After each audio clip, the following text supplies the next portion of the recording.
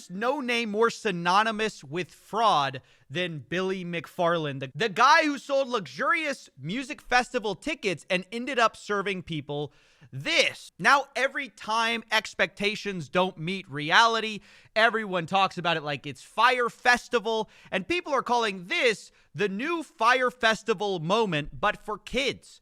It's Willy's chocolate experience. It was sold to parents as a wonderful little event to bring your kids to in Glasgow, Scotland. You got an enchanted garden, an imagination lab, the Twilight Tunnel, and even captivating entertainment. Now, you may notice that all of these pictures are AI generated, which might raise some red flags, as it should.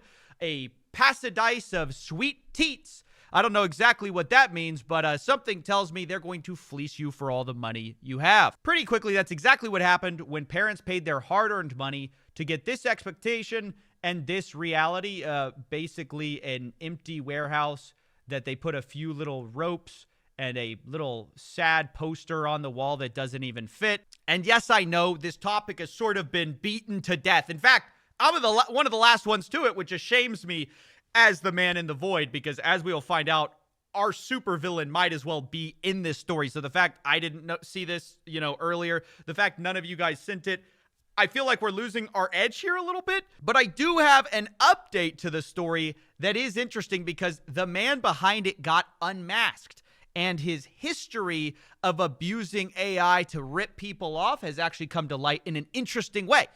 But going back to the story, people were sold this dream, they paid money, and of course they were met with severe disappointment. There's not much of a theme to it besides like looking up whimsical on Temu or something. And the whole thing just has this empty, sad look to it. And you might think that's because there's not enough actors here filling the space.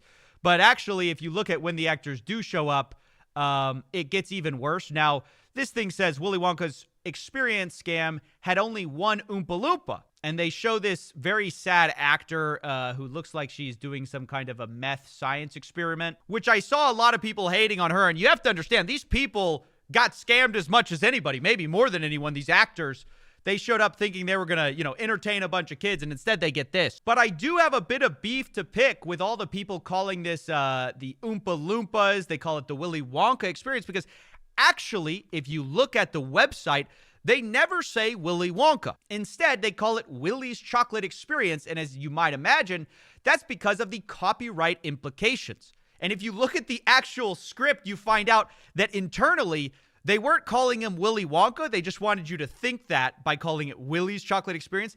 They actually called him Willy McDuff.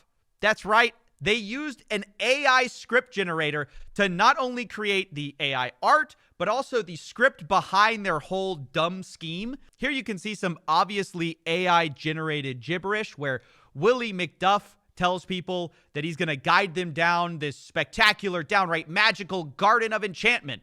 And then I like this very ambitious audience applauds.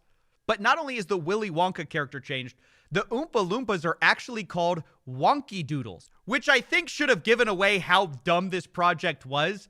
Wonky Doodle is straight out of the AI garbage pile of possible names. They also have a supervillain called the Unknown. He's a evil chocolate maker within the walls, which already sounds stupid, and it's obvious they did absolutely zero revisions to this script idea. But then you find out that the ultimate climax of this whole story is that the Unknown's weakness is tidiness. Not sweets, not chocolate. The guy shoots him with an anti-graffiti gobstopper that cleans up his mess like we're trying to teach these kids some valuable lesson of vacuuming your room. It's so unbelievably stupid that you'd be surprised to find out that the way they executed this is even worse than it was written in the AI script, because they really didn't put too much attention to like how they were going to dress this guy up. Instead of having some grand reveal with this anti-graffiti gobstopper or whatever, instead they tell a guy with a little cloak and a mask on, just hide behind a mirror and let that work, which seemed to do nothing except traumatize the kids who were unfortunate enough to be there. What is that? It's the Unknown. You can see the kids crying in the background, traumatized from what really should be our supervillain. This guy looks like something straight out of the actual Void. Except, I guess, instead of tidiness, our guy's weakness would be pettiness. Nonetheless, who thought this would be appropriate for a Willy Wonka themed, like, nice time with the kids? And that's their Make-A-Wish Willy Wonka right there. A guy who actually went public to say that he, like, regrets everything. He says this was an absolute mess. The guy even says that he should have been an Oompa Loompa. I mean, I think he means wonky doodle, but, you know, we'll forgive him for that. But just hearing him describe it, it's clear that maybe he was the biggest person scammed of them all. The unknown is an evil chocolate maker who lives in the walls.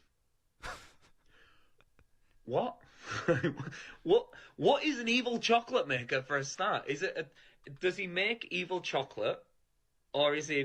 No, he's allergic to tidiness. That's actually the true solution. Sorry to spoil it for you guys. An evil man who makes chocolate. And what do you mean he lives in the walls? Yeah, he actually lives behind a mirror. That's what he really does. We actually have this other view of the Willy Wonka experience, an extended cut, the Zack Snyder edition of this horror show. There, the great unknown. Wonderful. I love unknown.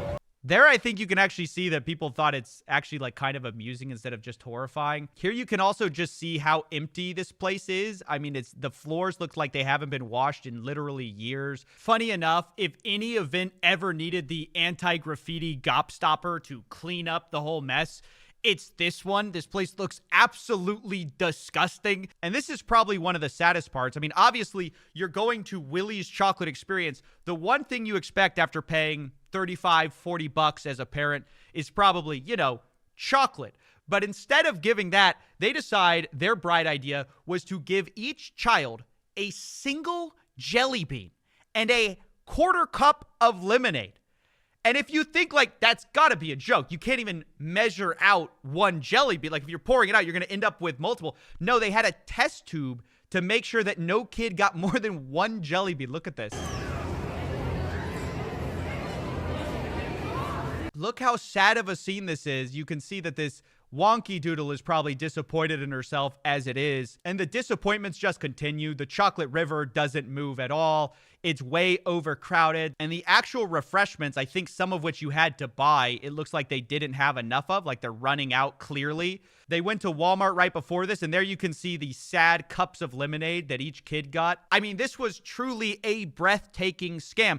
As I said, really on par with the Fire Festival. I mean, this is basically sums up what the Willy's Chocolate Experience was.